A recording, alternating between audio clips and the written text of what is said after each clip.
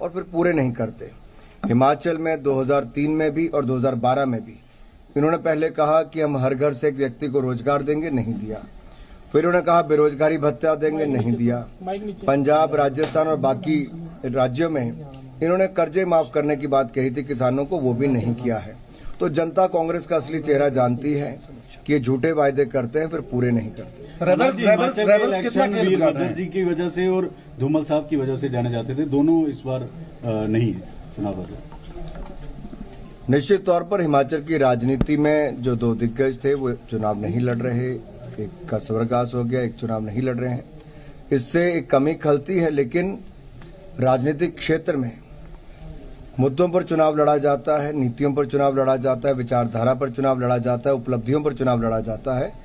और भारतीय जनता पार्टी ने अपनी विचारधारा के अनुसार जो जब जब कहा और जो वायदे भी किए उनको तो पूरा किया ही, उससे बढ़कर भी पूरा किया है तो भारतीय जनता पार्टी ने किया। सर, अभी विपक्ष की एक प्रतिक्रिया सामने आई, जैसे रवायत बदलने की बात लगातार हो रही है। वो कह रहे हैं कि ऐसा हिमाचल में कोई है नहीं जो यहाँ के रीति और रवायत को बदल सके।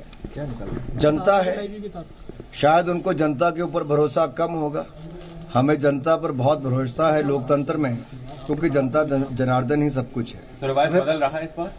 निश्चित तौर पर भारतीय जनता पार्टी ने जो शानदार काम प्रदेश और देश में किया है उस पर मोहर जनता लगाएगी और फिर एक बार सेवा करने का अवसर देगी। रेबल्स कितना खेल बिगाड़ रहे हैं आप?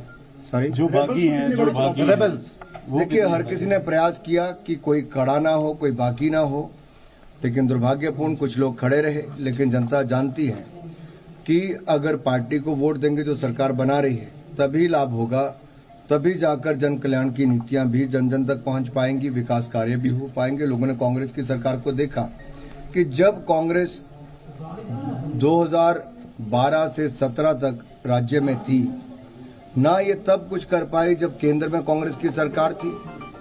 हिमाचल का विशेष राज्य का दर्जा छीन लिया, इंडस्ट्रियल पैकेज को कम कर दिया, अटल टनल का काम स्लो डाउन करवा दिया। और जब मोदी जी की सरकार 2014 में बनी तो मोदी जी ने विशेष राज्य का दर्जा हिमाचल को वापस दिया।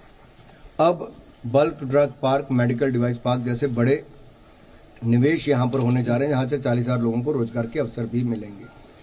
दूसरी ओर जो AIIMS, PGI, medical colleges, IIT, IAM, IIIT, hydro engineering college जैसे बड़े इंस्टीट्यूट भी मिले थे, मेडिकल कॉलेजेस से अस्पताल मिले थे, उनको भी कांग्रेस ने शुरू 4-4 साल नहीं करवाया।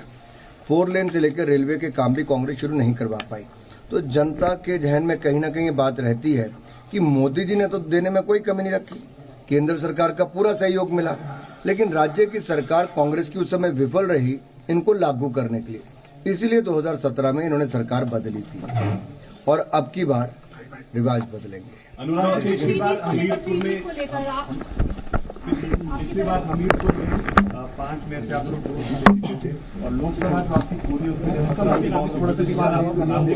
हम पहले से ज्यादा सीटें हमीरपुर संसदीय क्षेत्र में भी जीतेंगे और हिमाचल प्रदेश में पहले से ज्यादा सीटें जीतकर फिर भाजपा की सरकार बनाएंगे। चलिए।